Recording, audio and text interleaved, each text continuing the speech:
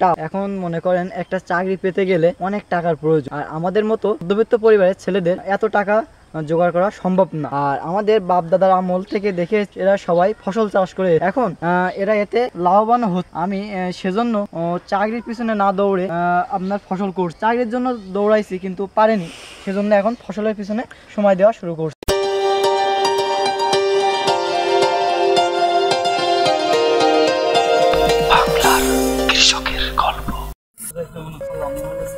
দর্শক, আমরা আজ ইউনিয়নে চলে আসলাম সবজি খেতে।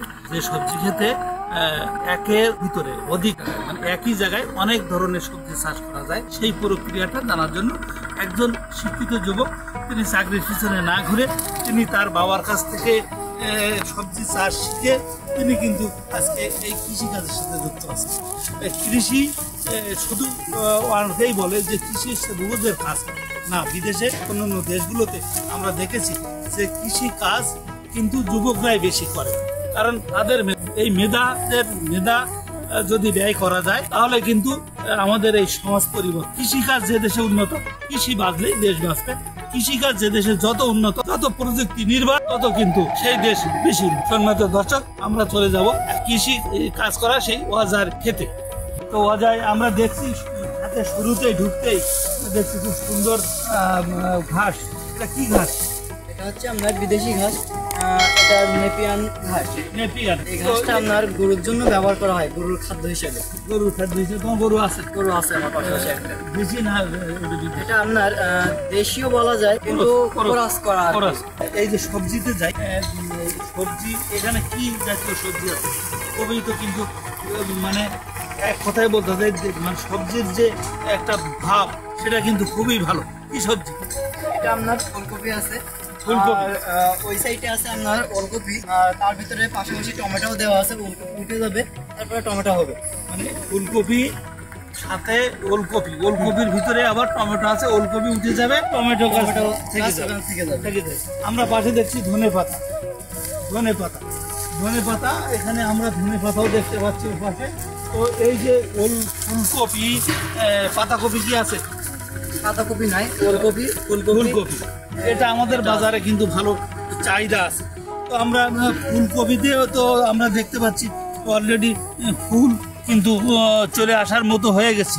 এটা কতদিন আগে কিভাবে চাষ করেছে? এটা আপনার প্রথমে জমিটা প্রস্তুত করে নেওয়া হয়েছে সার দিয়ে। আমি আর একটু বলি, পুরো মানে শুরুটা কিভাবে? তোমরা দেশি হাল চাষ দিয়ে করো না অন্য কোনো প্রযুক্তির মাধ্যমে চাষ করো? এখন আপাতত যেগুলো চলে ট্রাক্টর দিয়ে চাষ, মিনি ট্রাক্টর দিয়ে আমরা চাষ করে। কয়টা চাষ করতে হবে? আপনার আপাতত প্রথমে 2টা চাষ দেওয়া হয়, দিয়ে সার দিয়ে প্রস্তুত করে নেওয়া হয় ক্ষেত। এবার প্রস্তুত করার পরে আপনার আরেকটা সার দিয়ে বাসিয়ে দিয়ে আপনার ক্ষেতটা সমান করে নেওয়া হয়, সমান্তরাল। এবার এখানে আপনার ফুলকপি, আমরা এই যে ফুলকপি দেখতে পাচ্ছেন এই চারাগুলো রোয়া, এগুলো একটা সারিবদ্ধ ভাবে আপনার এক হাত অন্তর, এক হাত একদিকে আর আপনার আর একদিকে 5 পা এরকম দিয়ে একটা সারি করা হয়। আর জানাও যে ফুলকপি আমরা বাজারে তোমার দেখি অনেক বড় বড় এবং সাদা হয়। এই যে সাদা হয় এবং অনেক বড়, এইগুলোর জন্য কি কোনো বিশেষ কোনো মেডিসিন বা কোনো বিশেষ কোনো ব্যবস্থা আছে? আপনার বলতে ফুলকপিটা 3 রকম বীজ আছে। একটা প্রথমে যেটা লাগানো হয় সেটা আপনার ওজন হাইট হলে 500 গ্রাম 1 কেজি কোনো রকম এটা। আর যেটা মাগি ফুল লাগানো হয়, যেটা আমাদের এখানে লাগানো আছে, এটা আপনার 1 কেজি থেকে 1.5 কেজি বা 2 কেজি হয়। আপনার এই ফুলটা মিডিয়াম পদ, এই ফুলটা 2 কেজি পর্যন্ত হয়। অজয়, আমাদেরকে একটু বলো এবং দর্শকদেরকে একটু জানাও যে এত কাজ, অনেক কাজ আছে যুবক, তো এত কাজ রেখে এত কাজকে দিয়ে তুমি এই কৃষিকে কেন ভালোবাসলে? কৃষি কাজের সাথে কেন যুক্ত? কৃষিকাজ বলতে আপনার এখনকার সময় একটু টাফ। এখন মনে করেন একটা চাকরি পেতে গেলে অনেক টাকার প্রয়োজন, আর আমাদের মতো মধ্যবিত্ত পরিবারের ছেলেদের এত টাকা জোগাড় করা সম্ভব না। আর আমাদের বাপ দাদার আমল থেকে দেখে এরা সবাই ফসল চাষ করে এখন এরা এতে লাভবান হচ্ছে। আমি সেজন্য চাকরির পিছনে না দৌড়ে আপনার ফসল করছি। চাকরির জন্য দৌড়াইছি কিন্তু পারেনি, সেজন্য এখন ফসলের পিছনে সময় দেওয়া শুরু করছে। উন্নত দর্শক, এখন এই প্রযুক্তির যুগে অনেক কিছু পরিবর্তন হচ্ছে, পরিবর্তনের হাওয়া এখন কিন্তু কৃষিকাজে বৈপ্লবিক পরিবর্তন। নতুন মেধাবী ছেলেরা এখন কিন্তু কৃষকের কাজের সাথে তারা যুক্ত হচ্ছে। তারা এখন কৃষি উদ্যোক্তা হিসাবে নিজেদেরকে পরিচয় দিতে তারা এখন স্বাচ্ছন্দ্য বোধ করেন। এক সময় ছিল যে তারা কৃষিকাজকে তারা চাষা হিসাবে করতো, কিন্তু আসলে চাষা নয়, কৃষক হচ্ছেন একটা দেশের প্রাণ, কৃষক হচ্ছে একটা সমাজ পরিবর্তনের, একটি দেশ পরিবর্তনের। এই যে আপনারা দেখছেন ধনেপাতা, এই যে ধনেপাতা, এটা ডায়াবেটিসের জন্য কিন্তু ব্যাপক, এবং ধনেপাতা রান্না, বিভিন্ন সবজির রান্না কিন্তু সুগন্ধি আনয়ন, রুচি বৃদ্ধি করে। এই জন্য আমরা এখানে কিন্তু খেতে আমরা অনেক প্রচুর পরিমাণে আমরা দেখি ধনে পাতা। এধারে আমরা গাজর দেখতে পাই, গাজরে প্রচুর পরিমাণে ফাইবার আছে, এবং গাজরের মানুষের ত্বর কিন্তু ঠিক রাখে এবং চর্মটা ঠিক রাখে। গাজর জড়ি নেই, ভিটামিন ডি। এই গাজর, ওলকপি আপনারা দেখতে পাচ্ছেন, ওলকপি প্রচুর পরিমাণে ওলকপি এই কৃষক চাষ করেছে। সিম চাষ করেছে বাণিজ্যিক ভাবে। এই যে কৃষকরা যেভাবে উৎপাদিত করতে হবে, একটা জিনিস একটু বলে রাখা দরকার যে এই এলাকাগুলোতে যে পরিমাণ শাকসবজি হয়, কিন্তু সেইভাবে কিন্তু এখানে পানির একটি বড় সমস্যা তারা বোধ, পানির সমস্যা, কারণ পাশে নদী, সেই নদীতে কিন্তু নোনা, নিচের থেকে যে পানিটা ভূগর্ভস্থ যে পানিটা আসে, সে পানিটা কিন্তু নোনা, যার ফলে পুকুরে রক্ষিত যে পানিগুলো থাকে বর্ষাকালে যেটা ধরে রাখে, সেই পানি দিয়েই কিন্তু সেচ দিয়ে এই সবজি, এই কৃষকরা এই বিষয়টা। তো আমাদের একটু বলতে হবে যে এই যে কফি চাষ, প্রসেসিংটা, এই প্রসেসিংটা, কফির প্রসেসিংটা কিভাবে হয় আর কি জাতীয় মেডিসিন এটাকে দিলে, এই যে আমরা অনেক গাছে আমরা পোকা দেখতে পাই, পাতাগুলো খেয়ে ফেলে খাচ্ছে শুরু, এটা কি জাতীয় মেডিসিন দেওয়া যাবে এবং দ্রুত সে সুস্থ হবে, সবল একটা সবজি আমরা দেখতে পাবো। এই যে আপনার গাছে দেখতে পাচ্ছি আমরা পাতা পোকা লেগেছে, এগুলো হচ্ছে এক ধরনের জাপ পোকা। এগুলোর জন্য আমরা মেডিসিন ব্যবহার করি, যেমন জ্যান্টেক আছে, তারপর আলটিমা প্লাস আছে। এগুলো দিলে আপনার পোকাগুলো মরে যায়, তাতে আর এখানে অ্যাটাক করতে পারে না। এই যে শুরুটা কিভাবে হয়, মানে এটার প্রক্রিয়া, চাষের প্রক্রিয়াটা একটু যদি আমাদেরকে একটু আমরা জানি, দর্শকদেরকে একটু জানাও, চাষের প্রক্রিয়া আসলে কিভাবে শুরু করা যায়। চাষের প্রক্রিয়াটা হলো আপনার প্রথমে আমরা দানাটা বাজার থেকে কিনে নিয়ে আসার পরে একটা প্রথমে মাদা তৈরি করি, মাদা বা খোলা বলা হয় এটা। এই খোলায় প্রথমে আপনার দানাটা ছড়াই দিয়ে এখান থেকে চারা একটু বড় করে নিই। তারপরে সেই চারাটা আপনার এই ক্ষেতে নিয়ে আসার জন্য এই ক্ষেতে প্রথমে আপনার চাষ দিয়ে সার দিয়ে প্রস্তুত করে নিই। প্রস্তুত করার পরে আপনার ওই চারাটা রোবার জন্য প্রথমে চৌকো চৌকো করে বেড বলতে আপনার বেড তৈরি করে নিই। এই বেডের ভিতরে আপনার চারাগুলো সারিবদ্ধভাবে বসানো হয়। বসানোর পরে আপনার চারাটা 1 থেকে 2-3 দিন জল দেওয়া, চারার গোড়ায় জল দেওয়ার পরে চারাটা গোড়া লেগে গেলে আপনার ওখান থেকে 7 দিন পরে খোলা মানে এই বেডটা নালার সাহায্যে সেচ দেওয়া হয়। সেচ দেওয়ার সময় আপনার কিছু সার প্রয়োগ করা হয়, ইউরিয়া সার যেমন, আর ড্যাপ আছে, আপনার ড্যাপ না ব্যবহার করলে হবে, ইউরিয়াটা ভালো ফসল পাওয়া যায়। সম্মানিত দর্শক, আমরা চাষের প্রক্রিয়া জানলাম।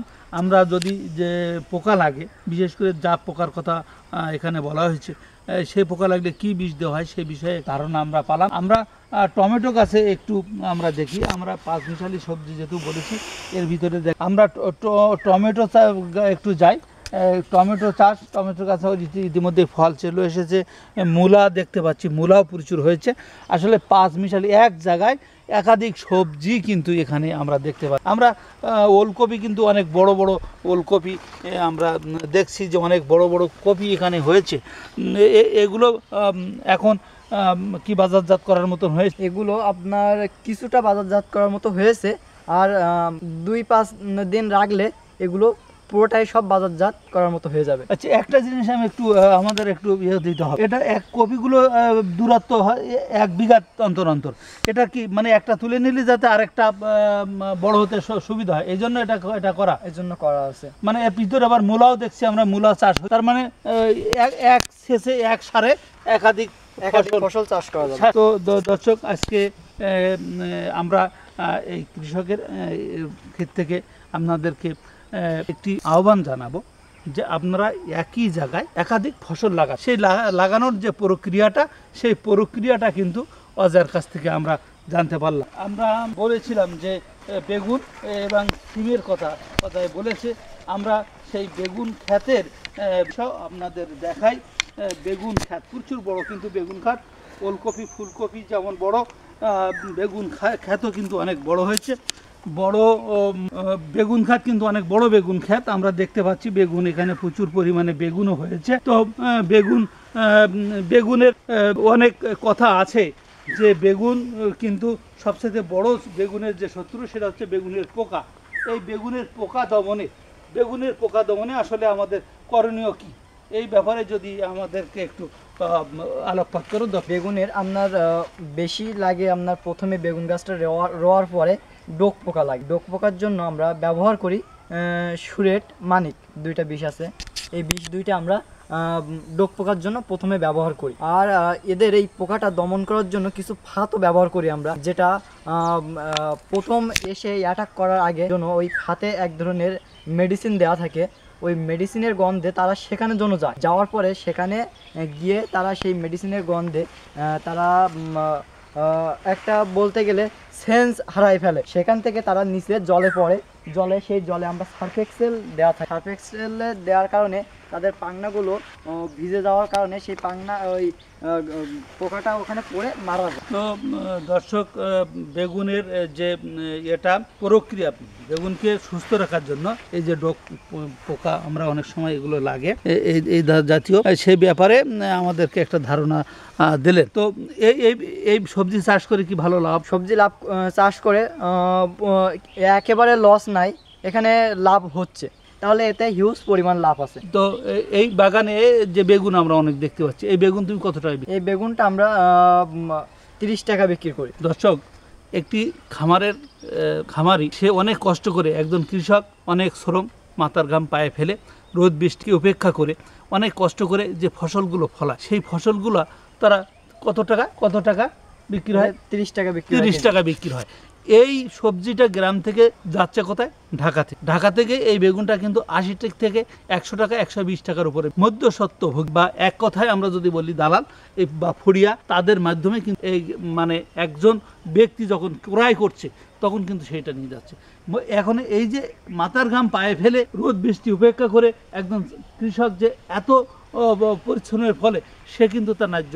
তো আমাদের যে বিষয় কৃষি অধিদপ্তর আমাদের এই উপজেলাতেও কিন্তু কৃষি সম্প্রসারণ অধিদপ্তর আছে, কৃষি মন্ত্রণালয় আছে। এখানে হাজার কর্মকর্তারা, তারা এই বিষয়গুলো যদি একটু দিক পাত, তাহলে এই ধরনের কৃষকরা, নতুন কৃষকরা, তারা কৃষিকাজের সাথে আরও যুক্ত হবে এবং তারা ন্যায্য মূল্য পাবে এবং তারা আরও লাভবান হবে। যখন লাভবান হবে তখন কিন্তু দেশও কিন্তু আরও অনেক সমৃদ্ধি হবে, অনেকটা এগিয়ে যায়। তো এই আবেদন আমরা রাখবো, যথাযথ কর্তৃপক্ষ যেন এই বিষয়টির দিকপাত করেন। আর একটি বিষয় একটু আমি বলি, সেটা হচ্ছে আমাদের এই সবজি জাতীয় যে ভিডিওগুলো আপনারা দেখেন, সেগুলো যদি আপনারা ঠিক করে মনোযোগ দিয়ে একদম প্রথম থেকে শেষ পর্যন্ত দেখেন, তাহলে আপনারা কিন্তু সবজি চাষের প্রতি আপনারা আগ্রহ হবেন।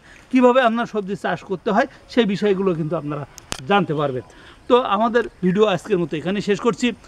দেখা হবে অন্য কোনো ভিডিওতে। আপনাদের যদি ভিডিওগুলো ভালো লাগে তাহলে লাইক, কমেন্ট, শেয়ার করতে অনুরোধ করে আজকের মতন এখানে শেষ করলাম। আল্লাহ হাফেজ।